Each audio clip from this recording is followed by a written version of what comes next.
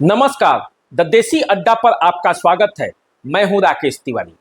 देखिए, बिहार में 40 में से 32 लोकसभा क्षेत्रों पर चुनाव हो चुके हैं। अभी मात्र 8 लोकसभा क्षेत्र ही बचे हैं जहां मतदान होना बाकी है। इन 32 लोकसभा क्षेत्रों में से 15 लोकसभा क्षेत्र ऐसे हैं जहां एनडीए चुनावी मुकाबले में फंसी हुई है। यदि मैं ये बात कहता हूं कि 15 लोकसभा क्षेत्रों में एनडीए चुनावी मुकाबले में फंसी हुई है, तो इसका कतई ये मतलब नहीं है कि इन सीटों पर एनडीए चुनाव हार ही जाएगी, बल्कि इन सीटों पर कड़ा संघर्ष है। इन 15 लोकसभा सीटों में से ही 4 लोकसभा की ऐसी सीटें हैं जहां इंडिया गठबंधन जीत सकता है, उसके जीतने की संभावना अधिक है। 2 लोकसभा के क्षेत्र ऐसे हैं जहां निर्दलीय प्रत्याशी चुनावी बाजी जीत सकते हैं, उनका पलड़ा भारी है। मैं कोई आज आपके सामने एग्जिट पोल नहीं कर रहा, मैं ये दावा भी नहीं कर रहा कि जो मैं बता रहा हूं वो सत्य ही होगा और चुनाव परिणाम पर इसका कोई असर नहीं होगा।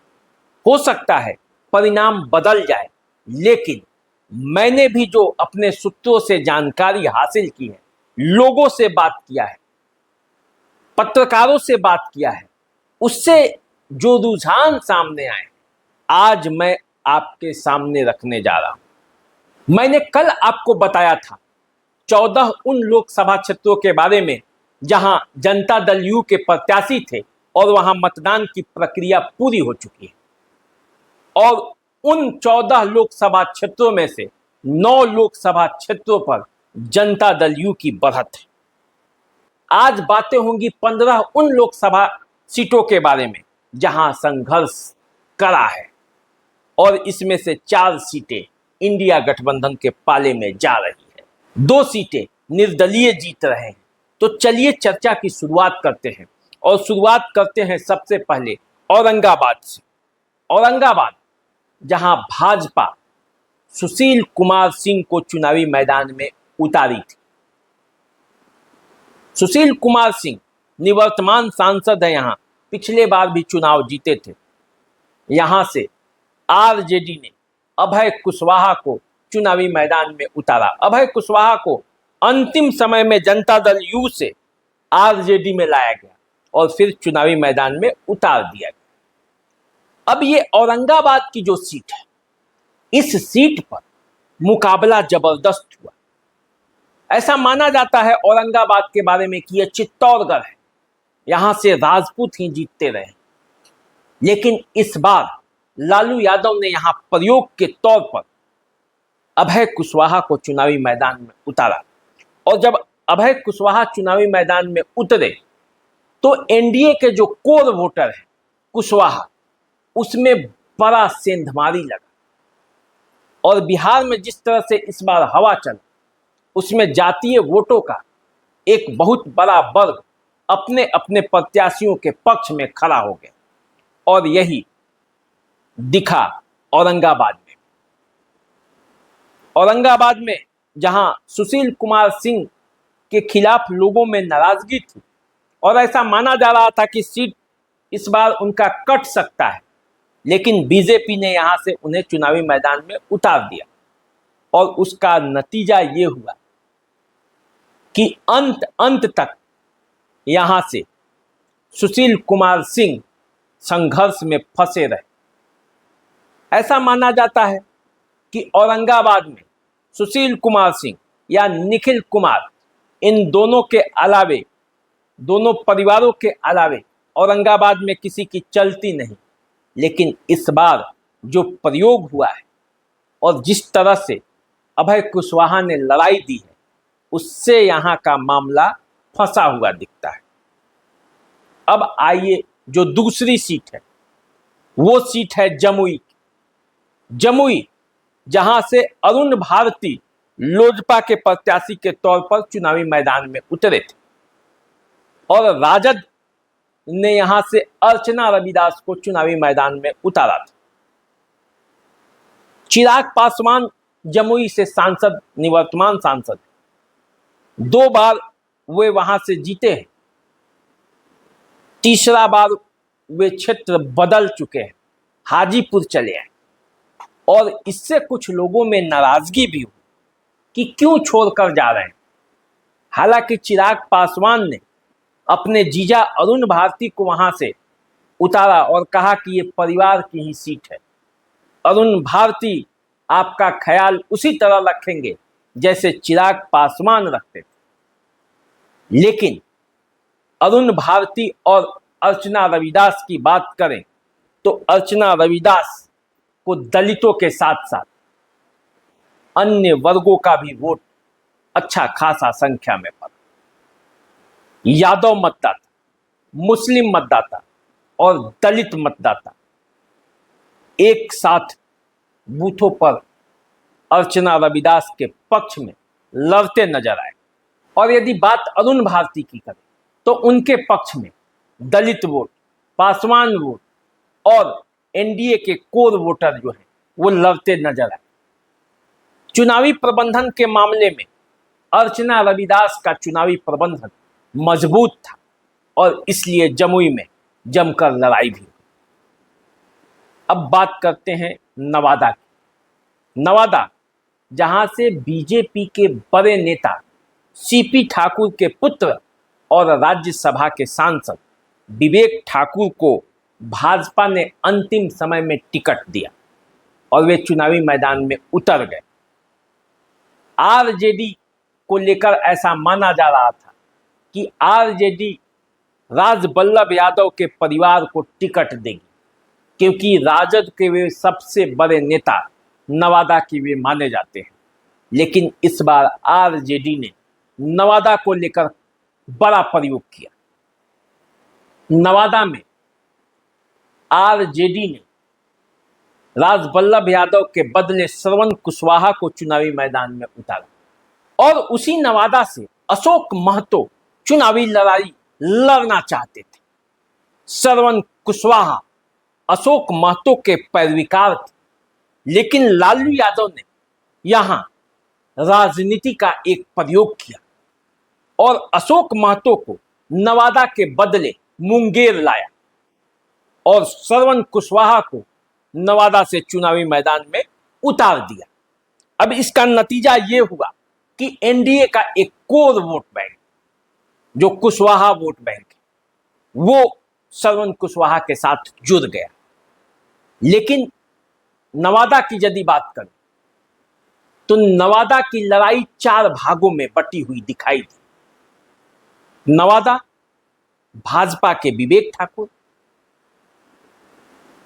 आरजेडी के श्रवण कुशवाहा, निर्दलीय प्रत्याशी के तौर पर राजबल्लभ यादव के भाई विनोद यादव चुनावी मैदान में उतर गए और इधर से गुंजन सिंह चुनावी मैदान में उतर गए।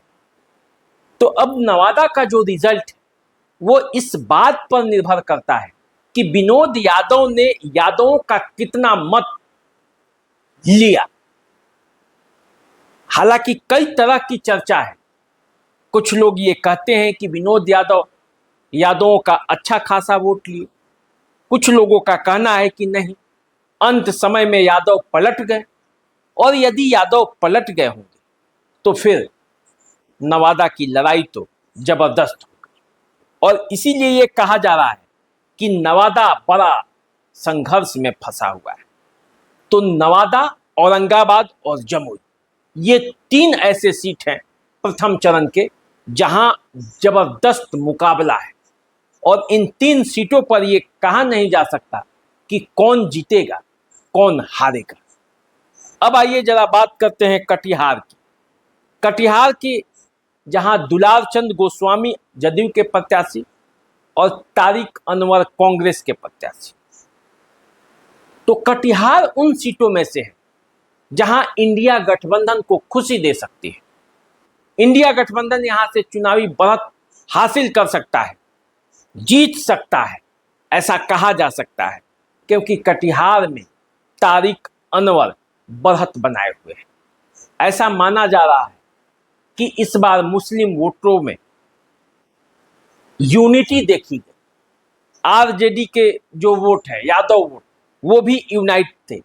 दुलारचंद गोस्वामी से लोगों में गुस्सा था और कटिहार में भाजपा के जो कार्यकर्ता थे वे थोड़ा सुस्त थे और उसी का नतीजा है कि कटिहार का सीट जनता दल यू के हाथ से निकल सकता है।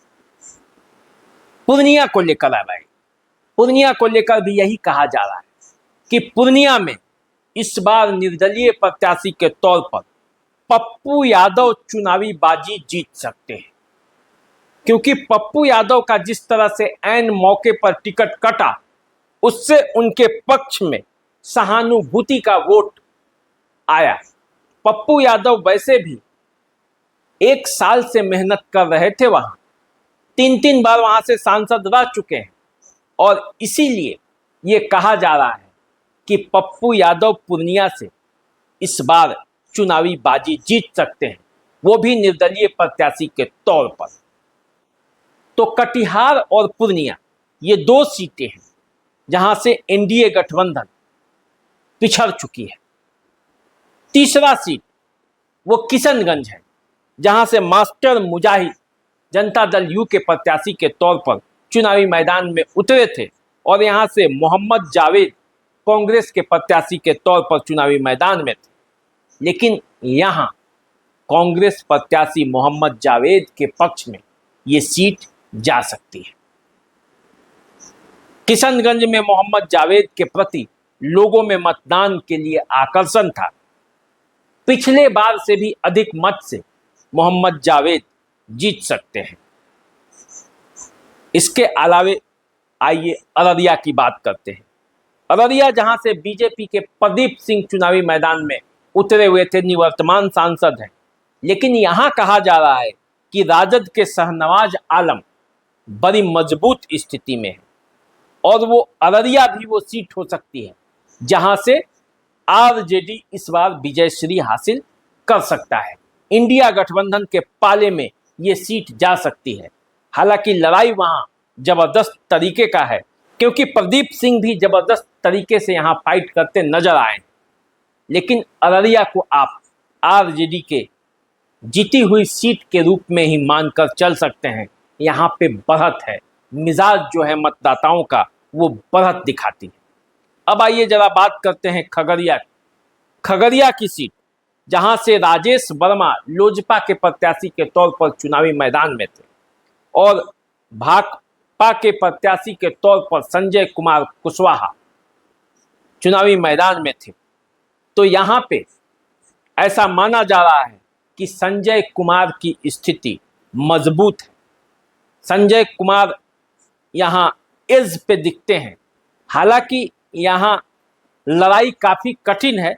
लोजपा के राजेश वर्मा के भी पक्ष में अंत समय में गोलबंदी हुई थी, क्योंकि खगड़िया वो सीट है जहाँ से सम्राट चौधरी का भी इलाका है और ऐसा माना जाता है कि संजय कुमार कुशवाहा वोटों को अपने पक्ष में तोड़ने में सफल हो गए और वामपंथी दलों का जो वोट है वो वोट बैंक उससे जुड़ा। और राजेश वर्मा चूंकि खगड़िया के रहने वाले नहीं है, भागलपुर के हैं, तो इसलिए उन पर बाहरी प्रत्याशी होने का भी एक ठप्पा था और कुल मिलाकर लड़ाई यहां जबरदस्त थी। सम्राट चौधरी ने जो मेहनत किया उसका कितना असर कुशवाहा वोट पर होगा, इसी पर खगड़िया का चुनाव परिणाम टिका हुआ है। यदि लोगों ने सम्राट चौधरी का साथ दिया होगा तब राजेश वर्मा यहां से चुनाव जीत सकते हैं, वरना संजय कुमार की जीत पक्की है। और इसीलिए मैं कहता हूं कि खगड़िया में जबरदस्त लड़ाई है।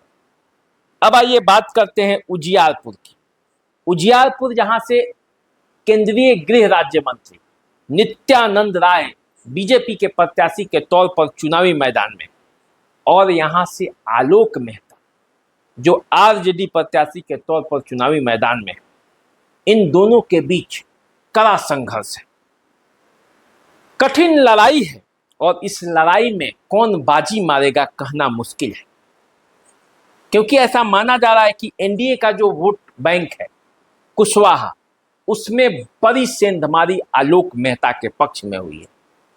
यादव मतों में भी सेंधमारी है, लेकिन वो सेंधमारी कितनी है, नित्यानंद राय ने कितना किया है, ये आने वाले चुनाव परिणाम के बाद ही पता चलेगा। क्योंकि इस बार यादव मत और कुशवाहा मत आरजेडी के लिए इंटैक्ट हो गए थे, जुट गए थे। लेकिन ऐसा नहीं है कि नित्यानंद राय को यादव मत मिले ही नहीं, नित्यानंद राय को भी यादव मत मिले हैं। और यादव मत, कुशवाहा मत, कुर्मी मत और यही सब जो मिलकर नित्यानंद राय को हर चुनाव में जिता देता था, लेकिन इस बार लड़ाई थोड़ी कठिन हो गई। हालांकि नित्यानंद राय केंद्र में मंत्री हैं, अमित शाह के करीबी माने जाते हैं, इसलिए इसका लाभ भी उन्हें उस क्षेत्र में मिलता रहा है, लेकिन लड़ाई जबरदस्त है। अब आइए जरा बात करते हैं सारण की। सारण में राजीव प्रताप रूढ़ी और रोहिणी आचार्य के बीच मुकाबला है। राजीव प्रताप रूढ़ी 2 बार से लगातार जीते हैं, तीसरी बार वो लगातार जीतने के लिए, हैट्रिक लगाने के लिए चुनावी मैदान में उतरे थे। ऐसा माना जा रहा था कि राजीव प्रताप रूढ़ी के बारे में भी कहा जा रहा था कि टिकट कट जाएगा, लेकिन कटा नहीं। रोहिणी आचार्य ऐन वक्त पे सारण के चुनावी मैदान में कूद गई और जब कूदी तो लड़ाई यहाँ जबरदस्त हो। अब चुनाव परिणाम क्या होगा सारण का, ये आने वाले समय में पता चलेगा जब 4 जून को मतगणना होगा। लेकिन लड़ाई जबरदस्त है। यादव और राजपूत मतों के बीच भीषण संघर्ष है और यदि छपरा के वैश्य मतों ने राजीव प्रताप रूढ़ी का साथ दिया होगा, उसी मजबूती के साथ जिस मजबूती के साथ 19 में दिया था, तो फिर राजीव प्रताप रूढ़ी के लिए संभावनाएं बन सकती है। वरना इस बार रोहिणी आचार्य के पक्ष में सारण में गोलबंदी दिखती है। अब आइए जरा बात करते हैं पश्चिमी चंपारण की, जहां से डॉक्टर संजय जायसवाल चुनावी मैदान में उतरे थे और यहां से कांग्रेस के प्रत्याशी के तौर पर मदन मोहन तिवारी चुनावी मैदान में। मदन मोहन तिवारी के पक्ष में भी ब्राह्मणों का एक वोट गोलबंद हुआ है और डॉक्टर संजय जायसवाल कई बार सांसद रहने के कारण लोगों में नाराजगी भी थी, इसीलिए यहां मुकाबला हो गया। वरना पश्चिम चंपारण में बड़े बड़े अंतर से संजय जायसवाल चुनाव जीतते रहे। तो मदन मोहन तिवारी और संजय जायसवाल में जबरदस्त मुकाबला है और ये कहा नहीं जा सकता कि पश्चिमी चंपारण में इस बार क्या होगा। अब आइए 12वीं सीट सिवान के बारे में बात करते हैं। सिवान जहां से साहबुद्दीन की पत्नी हिना साहब इस बार निर्दलीय प्रत्याशी के तौर पर चुनावी मैदान में थी। जनता दल यू की विजय लक्ष्मी यहां से चुनावी मैदान में है। कविता देवी का टिकट काटकर विजय लक्ष्मी को यहां टिकट दिया गया था और सिवान में जो हमारे सूत्र बता रहे हैं उसके हिसाब से हिना साहब का पलड़ा भारी दिखता है। हालांकि विजय लक्ष्मी कुशवाहा के पक्ष में भी लोगों की गोलबंदी अंतिम समय में हो गई थी और विजय लक्ष्मी कुशवाहा के बारे में एक बात कहा जा रहा है कि भले ही वो गृहिणी थी, भले ही वो राजनीति से अनभिज्ञ है, लेकिन एनडीए के प्रत्याशी होने की वजह से उनको लाभ मिला है और इसी का नतीजा है कि वे लड़ाई में टिकी हुई हैं। उनके वोटर चुप रहकर उनको वोट दिए हैं और हिना साहब के वोटर बोल रहे हैं। तो यदि ऐसा हुआ होगा कि हिना साहब के वोटर बोल रहे हैं और विजय लक्ष्मी के वोटर चुप होकर सिवान में वोट कर दिए हैं, तो फिर लड़ाई और परिणाम अलग हो सकते हैं। नहीं तो हिना साहब के जीत में कोई शंका नहीं है। तो देखिए सिवान में क्या होता है जब विजय लक्ष्मी के चुप्पा वोटर कमाल करते हैं या हिना साहब के बारे में जो कहा जा रहा है कि वो चुनाव बड़ी आसानी से जीत रही हैं, वो हो रहा है। लेकिन सिवान में संघर्ष, बड़ा मुकाबला है, जबरदस्त मुकाबला है सिवान में भी। अब आइए बात करते हैं वैशाली की।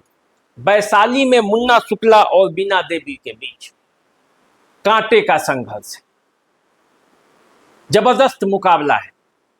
मुन्ना शुक्ला के पक्ष में भूमिहार मतों की गोलबंदी ने एनडीए की नींदें उड़ा दी, लेकिन एनडीए के पक्ष में एक खास बात यह है कि बीना देवी के साथ दलितों का वोट जुटा है और इसी से ऐसा कहा जा रहा है कि वैशाली में लड़ाई है। वरना मुन्ना शुक्ला ने जिस तरह से बाजी पलटी थी और वैशाली जो वो एक क्षेत्र बना था जहां एक प्रयोग हुआ था, भूमिहार के लिए यादवों को लड़ते हुए देखा गया यहाँ, तो इस क्षेत्र में जबरदस्त लड़ाई है और बीना देवी और मुन्ना शुक्ला के बीच जो लड़ाई है उसका परिणाम क्या होगा वो 4 तारीख को ही पता चलेगा। अब आइए शिवहर में भी लड़ाई कठिन है। लवली आनंद और रितु जायसवाल के बीच जबरदस्त मुकाबला है और इस मुकाबले में कौन जीतेगा कौन हारेगा कहा नहीं जा सकता, क्योंकि रितु जायसवाल के पक्ष में वैश्य समुदाय का भी वोट पड़ा है। वैश्य समुदाय के कलवार जाति का वोट रितु जायसवाल के पक्ष में गया है और रितु जायसवाल का जो अपना वोट बैंक है मुस्लिम यादव, ये तो उनके साथ खड़ा ही रहा। तो शिवहर में असल में हुआ क्या, संघर्ष कितना भीषण है, इसका अंदाजा इसी से लगा सकते हैं कि कोई खुलकर भी नहीं बोल रहा कि आखिर शिवहर की राजनीति में बाजी किसके हाथ में जाए। और अब आइए अंतिम सीट के बारे में बात करते हैं, 15वीं सीट जो महाराजगंज में जनार्दन सिंह सिग्रीवाल बीजेपी के प्रत्याशी के तौर पर चुनावी मैदान में है और यहाँ से कांग्रेस के प्रदेश अध्यक्ष अखिलेश प्रसाद सिंह के पुत्र आकाश प्रसाद सिंह प्रत्याशी बनकर महाराजगंज आए थे। वैशाली और महाराजगंज की लड़ाई लगभग सेम है। महाराजगंज में भी भूमिहार मतों का एक बड़ा चंक आकाश सिंह के पक्ष में खड़ा था, लेकिन जो आइडियोलॉजी का वोट होता है, जो बीजेपी के कैडर वोट है भूमिहार वर्ग में, वो बीजेपी के साथ खड़े दिखे। शुरुआती दौर में ऐसा लग रहा था कि पूरा मामला बदल जाएगा और लड़ाई कूल और फूल की होगी, लेकिन अंत आते आते वोटों में बदलाव हुआ और कैडर वोट जो 20 से 30% के आसपास के जो वोट हैं उससे कुछ अधिक ही आप कह लीजिए बीजेपी के साथ जुड़े रहे और इसका नतीजा ये हुआ कि जनार्दन सिंह सिग्रीवाल लड़ाई में थोड़ा सा आगे दिखते हैं। अब क्या होगा यहाँ, क्योंकि राजपूत वोट एकजुट होकर जनार्दन सिंह सिग्रीवाल के पक्ष में गिरा है, अति पिछड़ों का वोट भी जनार्दन सिंह सिग्रीवाल के पक्ष में गिरा है, तो कुछ कुशवाहा वोट उनसे छिटक कर आकाश प्रसाद सिंह के पक्ष में भी गया है। भूमिहार मत जो कल तक जनार्दन सिंह सिग्रीवाल के लिए खड़े थे वो आकाश प्रसाद सिंह में भी शिफ्ट हुए हैं। यादव और मुस्लिमों का वोट भी आकाश प्रसाद सिंह के पक्ष में गया है और इसीलिए कहा जा रहा है कि महाराजगंज में लड़ाई है। लेकिन इन तमाम बातों के बावजूद कड़े संघर्ष में जनार्दन सिंह सिग्रीवाल के पक्ष में थोड़ा सा एज दिखता है। तो क्या होगा असल में इन 15 सीटों में, 32 में इन 15 सीटों में जहां एनडीए कहीं ना कहीं किसी न किसी तरीके से फंसी हुई है, इन 15 सीटों का रिजल्ट क्या होगा ये 4 जून को ही पता चलेगा कि कौन सा समीकरण कहां बदला और कौन सा समीकरण क्या काम किया। ये असल में 4 जून को ही पता चलेगा। उससे पहले हमने लोगों से बातें की, उसके आधार पर जो एक आकलन तैयार किया उसे आपको बताया। इसमें आप अपना भी मत रख सकते हैं, आप हमें कमेंट कर सकते हैं, बता सकते हैं कि आपके क्षेत्र से कौन जीत रहा है, किसके पक्ष में रुझान दिखाई देते हैं। आप हमारे साथ बने रहिए, हम आपको इसी तरह की और जानकारी देते रहेंगे। चैनल को सब्सक्राइब कर लीजिए, फेसबुक इंस्टाग्राम पे हमें फॉलो कीजिए। अभी दीजिए इजाजत, नमस्कार।